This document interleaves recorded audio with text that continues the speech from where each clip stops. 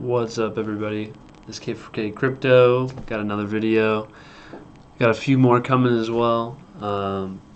In this one, we're going to be talking about the price performance potential of Pulse and PulseSwap, how to check your Pulse balances. You're looking at it right now.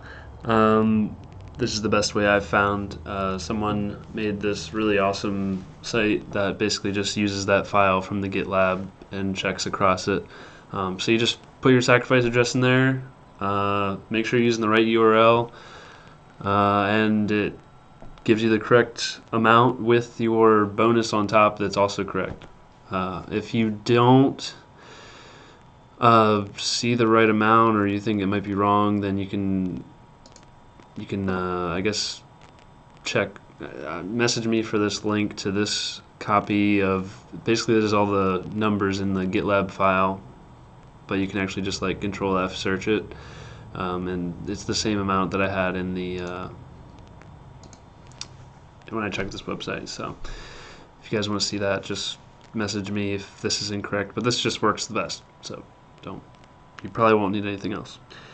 And it is like 99% correct. It's not let's see how it says not official or whatever. It's 99% right. So you can go to the bank with that 99% correct amount. I'm going to talk about when Pulse may launch and how to gauge how close we are, because there's going to be some like iterative steps leading up to Pulse launch where you're like, okay, this is ready, this is ready, this is ready, this is ready. We're ready to go live. And then so when those things are in place, which we'll talk about, then you can expect mainnet within X amount of days after that is confirmed.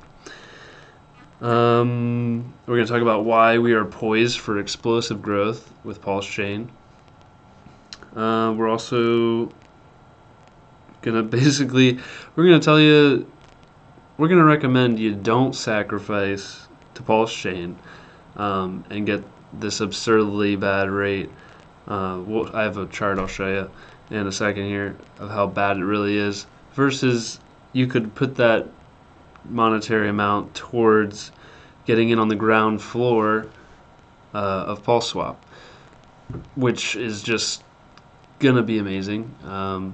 I got lots of information about PulseSwap and Pulse in this video. It's going to be a little bit of a back and forth between talking about how great Pulse is going to be and how great PulseSwap is going to be, because they're kind of like hand in hand. It's like one wouldn't be so great without the other, so to combine them in one video I figured wasn't a bad idea. I would recommend getting some of both if you can. You don't go to like BSC and only hold cake. You probably hold some BNB because you probably, you're using something that's on a network. That network has to have some value. If the network, it's just smart to hold both, in my opinion. All right, so this is the rate you will be getting if you were to sacrifice to Pulse right now. This is the 7th of December. It's like European people putting the dates in this chart. Anyway. So yeah, day 145 since basically the start of the, I guess, ratcheting up of the multiplier. So you're getting a 925x worse deal than the people who sacrificed day 1 through 5. It's terrible. You're getting, look, 11 Pulse. This is if you don't get a bonus of 1.75. And if you would get the 1.75 bonus, woo, you get 19 per dollar instead of 11. It's so bad. It's so bad. Unless, like, if you're going to send some to it for just having a Genesis wallet, which this video is about, it's about how awesome it is that we are basically going to be in the Genesis code. Your address and mine are going to be in the Genesis code forever, just like the 9,000 ETH Genesis whales. There's going to be 60,000 Pulse Genesis whale addresses, and who knows how many, did I say 6,000? 60,000 Pulse Genesis whale addresses. Well, I mean, pretty much anyone who was in the initial ETH Genesis block of like initial minting or whatever, they are pretty much all whales. So consider yourself a whale if you're in the genesis of the Pulsechain launch. And let's see, we'll get into it. Got lots here. So first off, congratulations for finding Pulsechain and learning about the next biggest thing in crypto. You're one of 0.001% of people in the world who have access to life-changing amounts of gains ahead. Alright, so let's see here. We got one thing I wrote down was basically PulseSwap is going to be completely new pairs. This isn't like just a Uniswap clone and they call it PulseSwap. That there's going to be a UniV2 fork, but it's just going to be UniV2. Might have a different name, but it's not going to be PulseSwap. Funnily enough, PulseSwap isn't going to even be called PulseSwap. That's another tidbit. Richard doesn't have the domain name for PulseSwap. It's owned by it's like for a long time it's been owned or whatever. And so it's going to have a different name. Maybe it's HeartSwap. Maybe it's like, I don't know, Freedom Swap or something. I was telling my dad about we don't have the name for the thing. He thinks it should be called Pulse Swag. I was like, Dad, that's not... that's not... It has to have like swap in the name or something. I don't know. Anyway...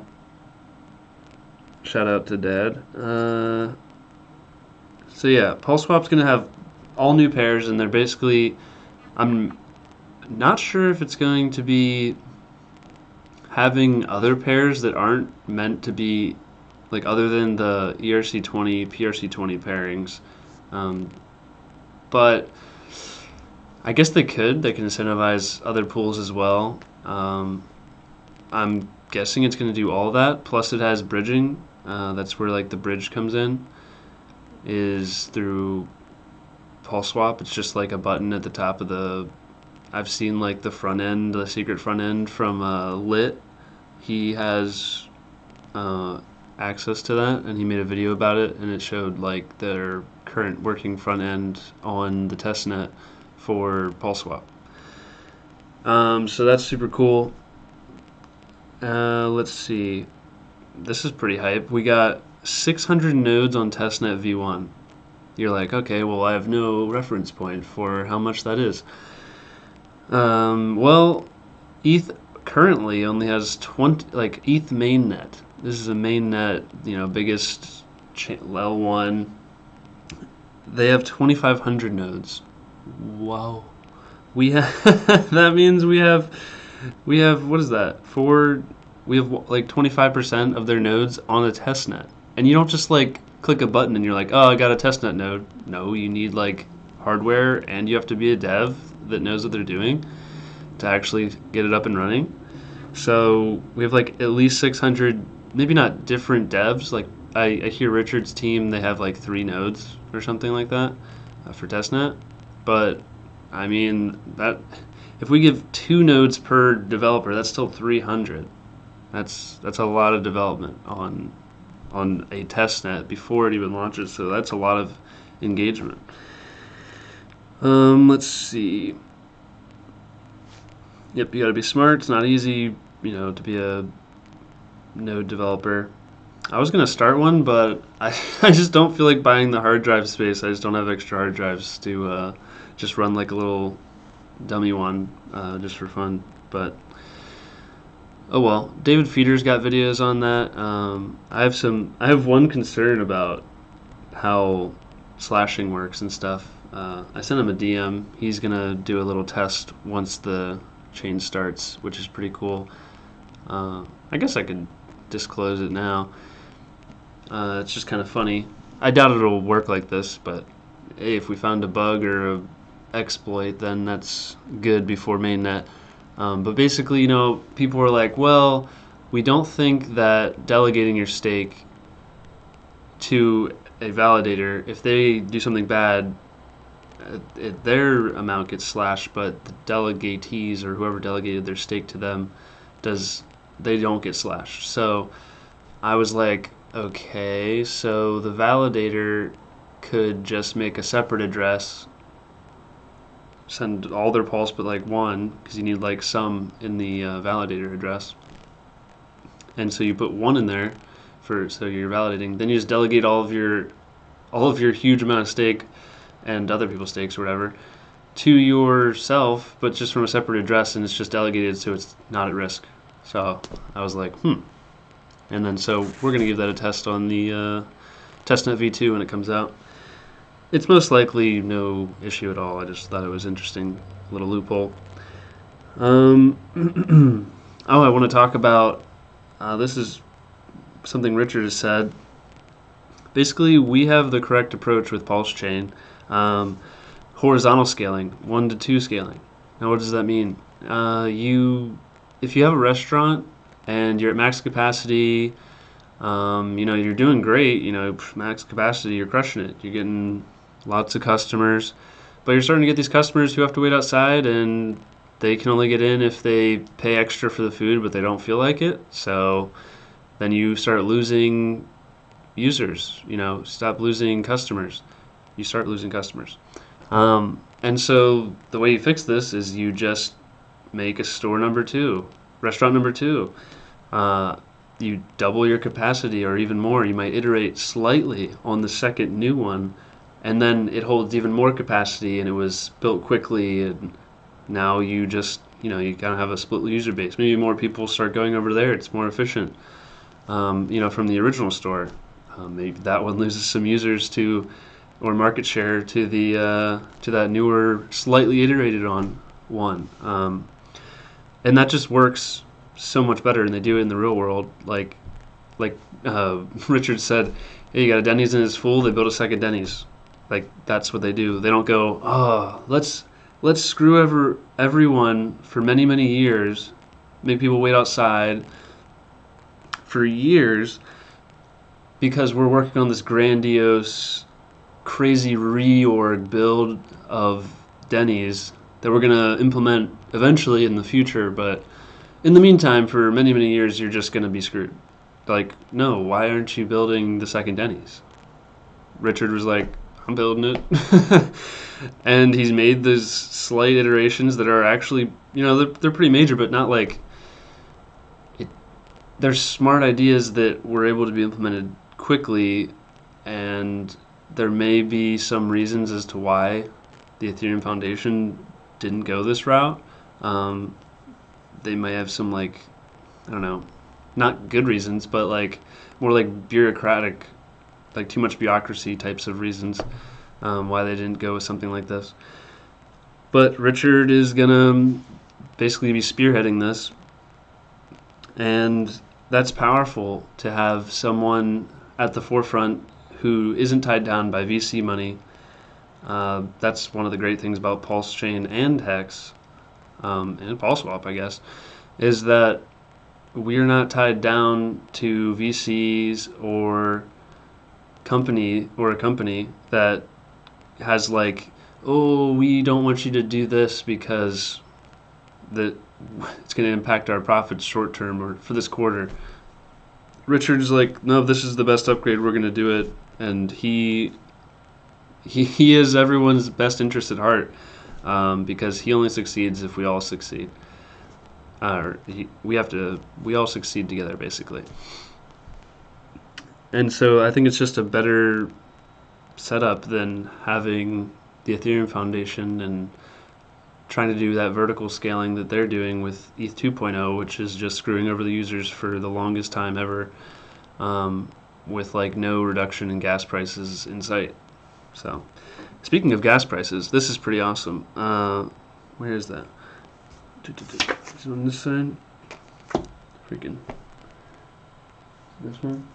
Aha. So, you want cheaper fees? You're going to have that on Pulsechain. This is amazing. I was watching a video with David Feeder in it, and he was talking about the prices of basically the transactions. So the starting Gwei price on Pulse is going to be 1 Gwei. You're like, okay, well, 1 Gwei on Ethereum is still expensive. Well, this is totally different. So it'll start at 1 Gwei, and Pulse is so much more plentiful, basically, than ETH, that so like even if Pulse is 1 penny, it starts at 1 penny, which is like already like everyone's doing amazingly in Pulse gains, and it's kind of not expensive for Pulse, but it's higher price than what it's going to start at. And then 1 Gwei of 1 penny is 1/1 billionth. 1/1 billionth of a penny. That's how much it's going to cost to send a transaction. That's insane. So even if Gwei were to 100x, it was 100 Gwei, you're just paying a 10 millionth of a penny. It's it's so good. That's amazing. And that's after 100xing the Gwei and assuming 1 penny Pulse. It's gonna be cheap as heck. Even with the Gwei 1000, it's like it doesn't matter because it's so cheap, because Pulse is so cheap at the beginning. There's gonna be 33 validators. There's gonna be 3-second blocks instead of 13 to 15 seconds like on Ethereum. The reason you're like, why didn't you go lower than 3? Well, it's literally, we're limited by the speed of light. Because if you go any shorter, it takes longer than 3 seconds to go from like one node on the opposite side of the world to the other one because of light speed. And so you end up like both sides of the world can each have like a correct block at the same time because of like timing error issues, because it took too long for the light to get there with the other information. So you can't really go any shorter than 3 seconds. So right there is a 4x, speed increase.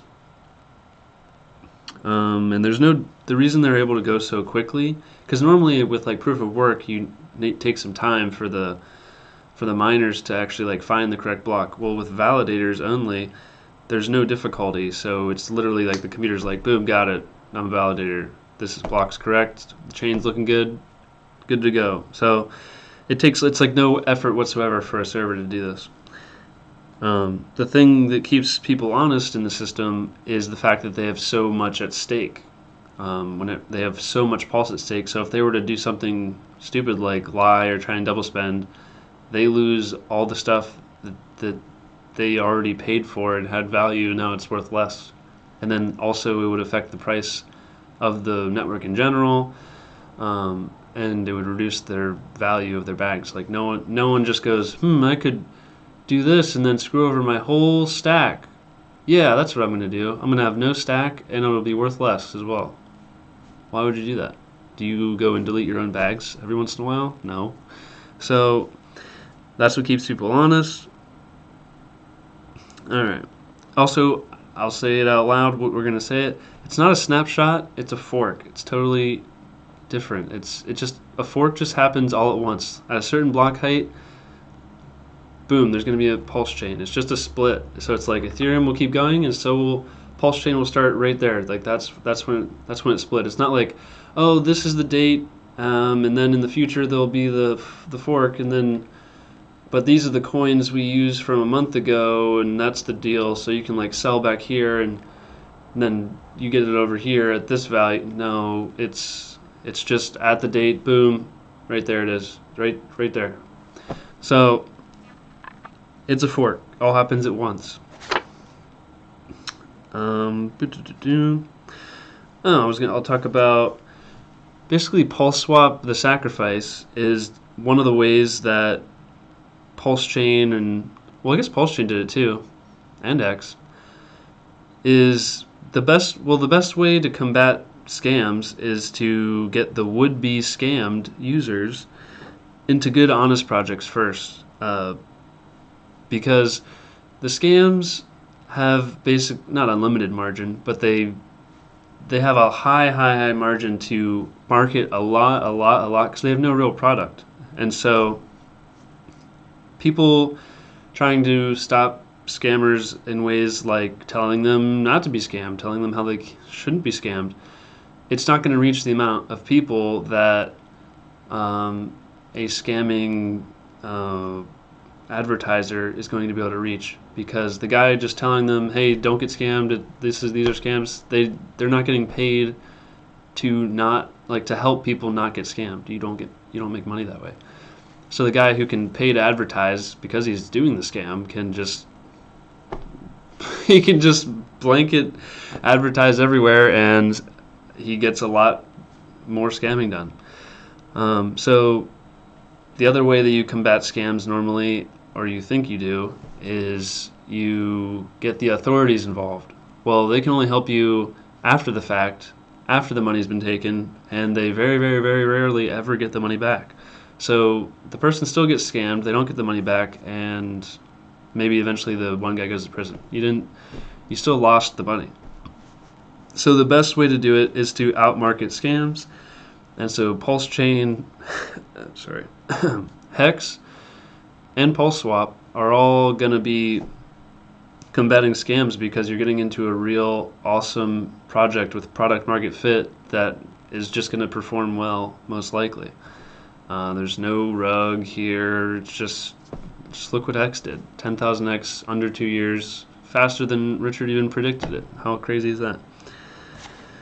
All right.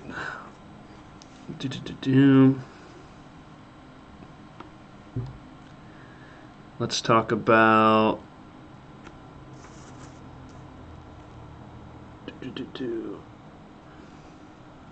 so that ratio fixer bot, that one, the AMM fixer bot, or fixer address, it basically pumps the value of PRC20s on Pulsechain by leveraging Pulse from almost nothing to something more substantial, and provides liquidity that won't be removable by the original LPers, liquidity providers, on that ERC20 pair. So once the chain launches and the bot goes off, it's going to harvest all those PRC20s and ETH pairs, and it's going to redeploy it again, and now it's owned by that contract and not the original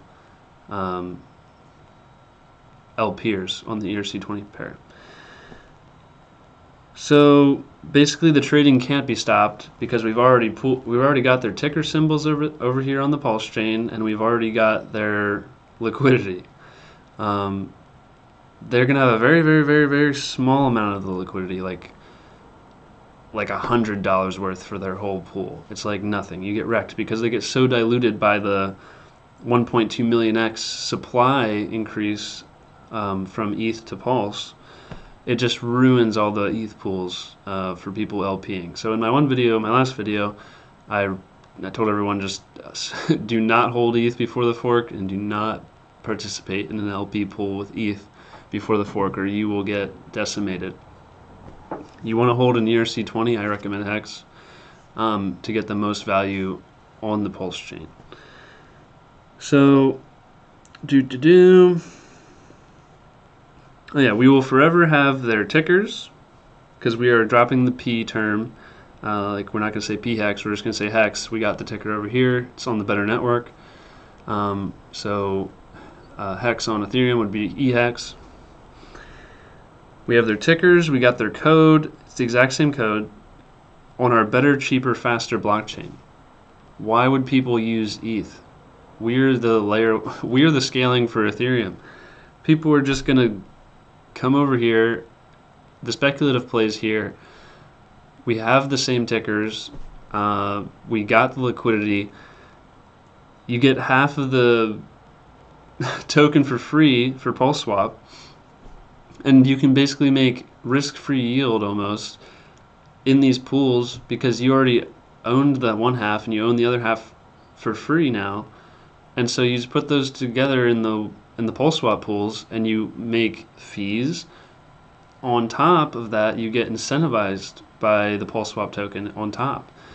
And so it's going to be a huge, huge, giant vampire attack, where basically, oh, here we go. This is the node count. Anyway, vampire attack is basically where liquidity providers are incentivized to provide their LP tokens or liquidity somewhere else, either another protocol or in other LP pools. And so all that liquidity just goes and gets sucked over and brought over to the Pulse chain, and it's like, wow, we have this huge bursting ecosystem over here, and we're gonna have it like instantly with like 56,000 Pulsechains in the Pulse chat. We got 600 nodes. We got like at least 300 devs building projects. I think there's over 40 projects publicly already building on Pulse. That's amazing. And not to mention, like, even if nobody developed on Pulse, we have the tickers and we have the liquidity, and people can't ignore the amount of value that's been created over here on the Pulse chain. It's like, you, if someone was like, yo, if you look left, you get, this amount of airdrop and all this money. And like, people, it's so easy to do. You click the thing in MetaMask and you now have access to all this money over here. People are going to come join it. Like, you're going to go, oh, all this free money. Thank you. Like, when it's that easy, people don't ignore it. Whenever it's hard and difficult, it's like, oh, I got to go across this bridge and use this weird protocol I don't understand, and then I can get to this layer 2, and then like they lock up my coins first, and then I trade over there, and it's a little more complicated than whenever you just go to Pulsechain. Like, joining Pulsechain Testnet is like you put in like 3 different parameters in MetaMask, and then you just click, yep, that's the one I want, and then you're just over there, good to go, instant access. It doesn't get any easier than that. That's one of the best parts of Pulsechain, other than PulseSwap, is the amazing ease of onboarding. So that's one of the huge benefits to Pulsechain versus other L1s. There is an admin key on the bridge because there's no other way to get around that currently. They're still trying to figure it out. Obviously, Richard would prefer if there was an admin keyless bridge. They're still working on it. If they figure it out, it'll be revolutionary. It'd be awesome. I'm sure that'll have its own token too if there's some sort of way to do it decentralizedly, because you have to incentivize something probably there. So that'll be cool in the future. That's another awesome thing that only Pulsechain will have. Maybe it might even get licensed and then only Pulsechain has it, and we just completely leave all of crypto behind because we are the most like decentralized network, the most price performative network, completely walled garden destruction. Oh my gosh, it's gonna be amazing. So let's see what we got next here. And Richard just said it's basically a giant vampire attack. He said it in his last video.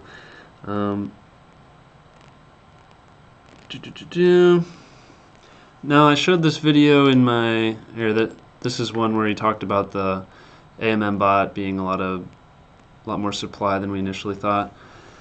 He also talked about like the possible date for Pulse and PulseSwap. So this is a good video. I mean, it got cut short unfortunately, but there's a lot of good information in here. It's on Sippo Man's channel. I showed this in my last video, but I love how he says it, so I'm gonna play it again. But basically, PulseSwap is so important, and I think he says it for a reason. The kill shot. Well, we'll listen to the video first.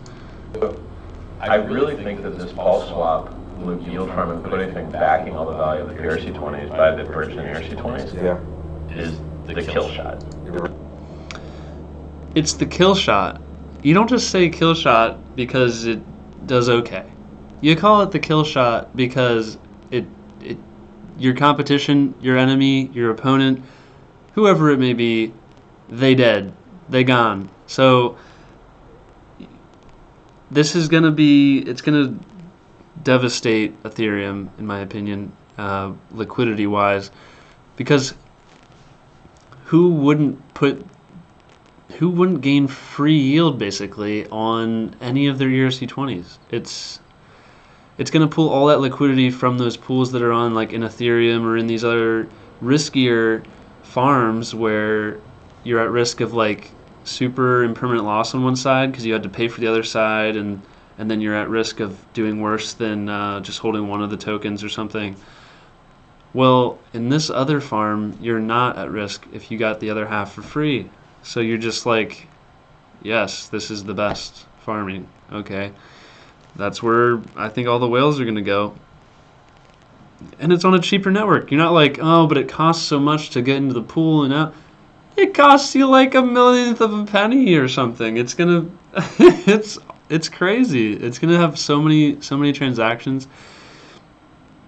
The pricing of things is gonna be, it's gonna be an event in history to watch. Like these charts of all these PRC20s, 10,000 new coins having value, potentially lots of value, stealing it kind of from Ethereum users just because it's just a better layer 1 than Ethereum, and you have all the same code over here. So just imagine when people get the idea, wow, if I sell this Ethereum, I can get a lot more of these Pulse tokens on this network and be like a bigger whale on this network than I was on Ethereum, and it's a better network that's faster and cheaper. It's awesome. Richard really thought this stuff out. Let's see. Oh, you might be wondering what's like the price performance of PulseSwap token. Well, let me show you what an AMM did on Ethereum called SushiSwap. They did a 55x in 125 days. That is pretty good. Now there's another one called Cake on BSC. And that one did like, what was it? Was it 230x? Maybe it was like 130x or 230x or something. I have it over there. I'll pull it up. But each of these tokens had like an 80 or 90% dip before they pumped up. I'm not sure if PulseSwap will have the same thing, but I don't know, guys. I think holding things that have product market fit have played out in the past. Bitcoin, Ethereum, Hex, soon to be Pulsechain. These AMMs did super well. People sold, people sold the bottom like, oh, it's gonna go to zero, no, and then you could have made the biggest gains of your life, and in such a short amount of time too. Like a lot of once liquidity starts migrating somewhere, more money comes in, then more money comes in. It's kind of like the reflexive system crypto is that Richard talks about. People buy because it went up, and then people buy because it went up, then people buy because it went up, and then they sell because it went down, and they sell because it went down. It's the same thing here with liquidity coming in. More liquidity comes in because other liquidity came in, then more liquidity comes in because the other liquidity came in. And so it's going to start off low, and then it's going to grow. Now we got Cake over here. No. Come on.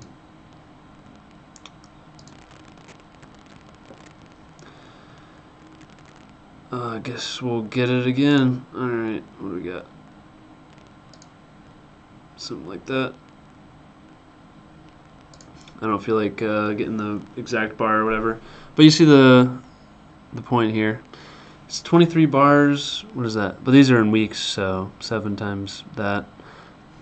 What was it? I have it written down on paper, but you can see the potential PulseSwap has. That's 18,000% in like less than half a year. Well, actually, a year is 52 weeks, so a little bit over half of a year. Aw, you had to wait 7 months to get your, what is that, 180x? Aw, man, 7 months for 180x? I don't know if that's worth my money, guys. You're right. Let's close it up. We don't need this. We don't want these. Oh, these are some of my notes. Wow. Okay, let's see here.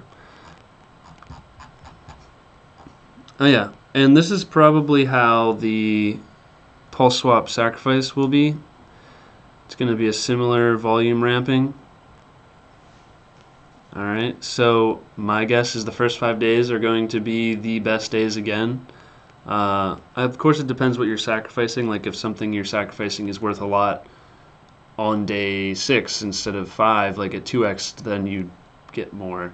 But if we're talking like stablecoin here, if you're sacrificing stablecoin, you're gonna always do better days 1 through 5 than any other day. Fact, not opinion. You can just see that on this chart here, because the people on these days, even though they get this way bigger bonus than someone who's here who only put in $1, they would still get less points over here because they suffer like a 55%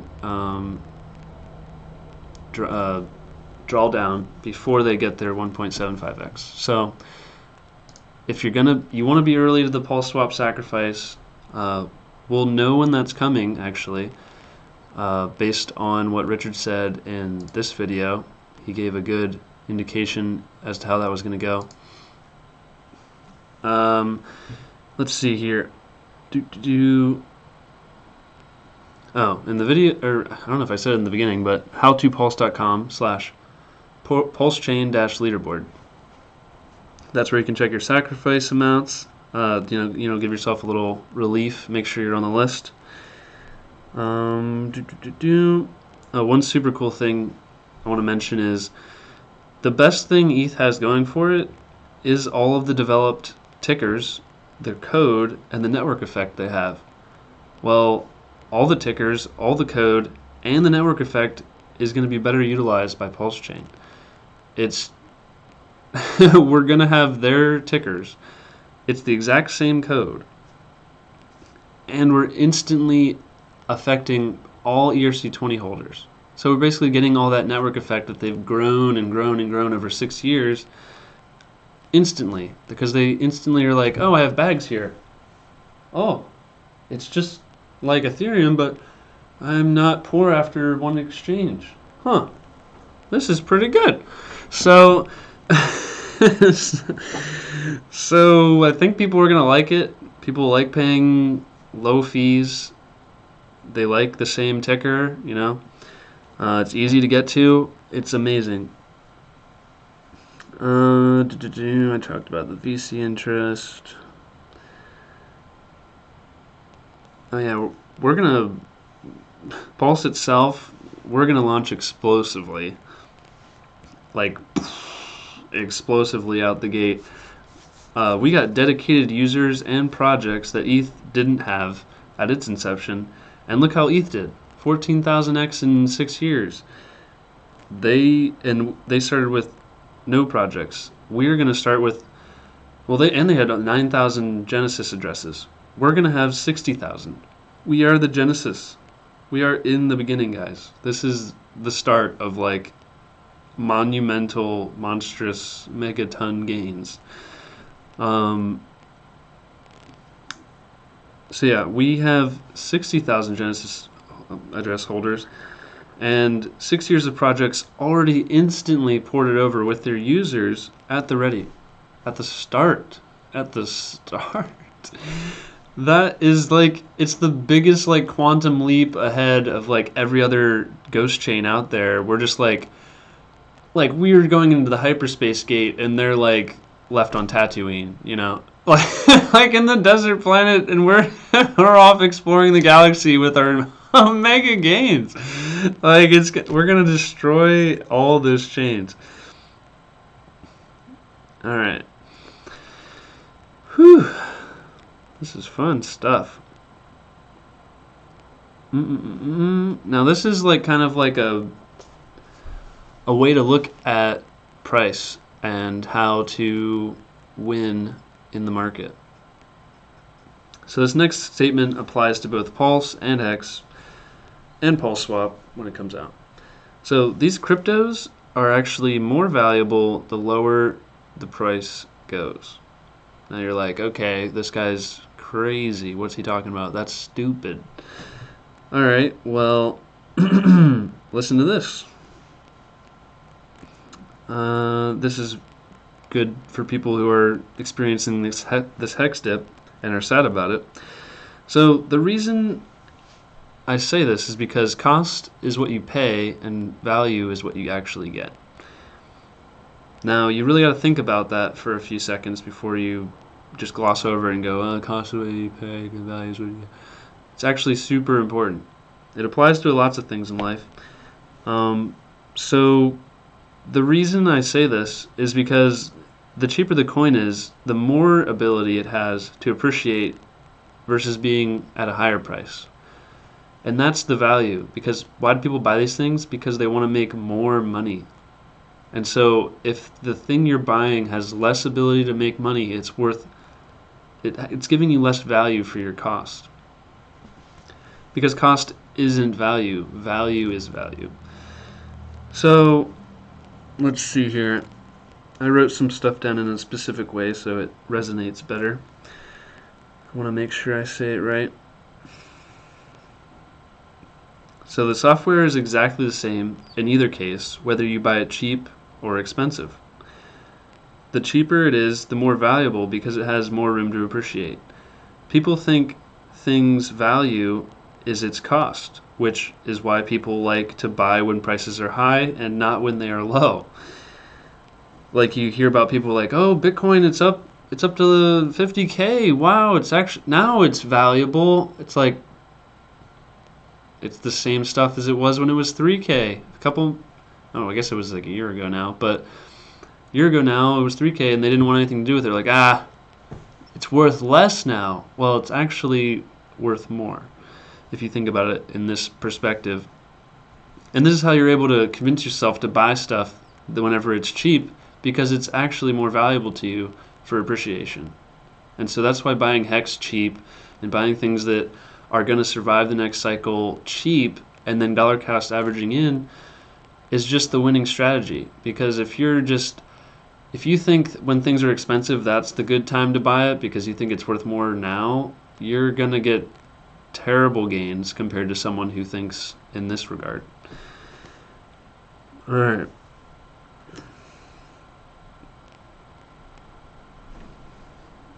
Yeah, all right. So Pulse, we already talked about that. Out competing scammers. All right, so let's talk about when Pulse is going to launch and when PulseSwap is going to launch, which won't be called PulseSwap, but whatever. Richard went over a list of things that you'll see come out before Pulsechain mainnet. Those things are, you're going to see on the Testnet v2. Well, first we have to see Testnet v2. It'll come out. Then we'll see the bridge. You'll get to try it out. The Uni v2 fork. You'll see it on the Testnet. Maybe I'll make a video on it. We'll have the PulseSwap sacrifice before mainnet, and on Superman's video, this one, he said probably not before Christmas, but before the end of the year. And there was a tweet today about midday where Richard said it'll be before the end of the year.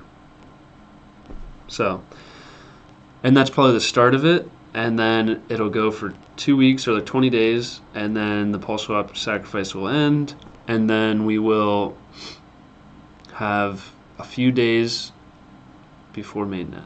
That's my guess. There's a couple more things. They'll have to make sure the delegator rotation website is working, the front end, and go.hex.com front end working. And then if all that's good, we have mainnet launch. Could be less than 2 months from now, according to Richard. I know he's been saying 2 months for 4 months, but now that we have V2 coming up and those are the last steps, we'll actually be able to see all those things working. Once they're all working, then we know we've got mainnet right around the corner, because why wait after everything's working? So those are the last things to be tested. I asked Richard if we're going to have a PulseSwap, basically kind of pool thing on the testnet before launch, because you could have the code out and just use like dummy parameters, like people can just put in whatever and test out because you want to make sure it's working before mainnet. Because he said the code's basically done. So I didn't get a response, but hopefully we'll get to test that out as well on the V2. So that is kind of the timeline. So expect end of this month, PulseSwap sacrifice. Then maybe if we've, it depends how much we get done in these next few weeks on the Testnet V2. If the Unifork's out, the bridge is out, the front ends are all out, delegator stake things all out. If all that's working, and then we have sacrifice phase, you are going to not have to wait long after that to see mainnet. So could be in the middle of January, as early as that. Probably late January would be my guess, actually. Late January, if all these things get done. Because the sacrifice phase is going to have to be like 19 days again. I'm guessing they're keeping most of those parameters because they worked well. One more extra tidbit. You're able to sacrifice from pretty much any chain. Weird sounds outside. So you can sacrifice from like AVAX, probably Dogecoin, probably Bitcoin, all again. Just make sure you wait for the final official list from Richard, and don't sacrifice to anything that's not a Richard Hart project, is my recommendation. I think a lot of people are going to pick up this sacrifice phase idea for their own benefit, and they're literally going to rug pull everyone. So only, I mean, you can put a small amount in, but do not invest large amounts into these sacrifice phases of unknown developers that aren't in the community, that haven't been vetted. That's my recommendation. I don't want any Hexkins or Pulsekins to get wrecked out there. Whenever there's these already, like, Richard projects outcompete everything else already. You think someone else has better game theory than Richard? No. Just stick with what works. Don't go, I don't know, foaming at the mouth at these other shiny objects just because you don't feel like waiting. Just wait. It's a big waiting game. If you can delay gratification longer than others, you'll become wealthier than others. It's basically that simple. Alright, that's it for this video. I think I got through all the stuff I wanted to share. Explosive growth, you got it. How to get it? Yep. Alright. Awesome. Sweet. Thanks for watching, guys. Like, comment, and subscribe. I got a great video coming up actually about follow me on Twitter, K4K Crypto. I should probably expose my name at some point. Kind of makes sense with my K4K name, but maybe at 1,000 subscribers, whatever.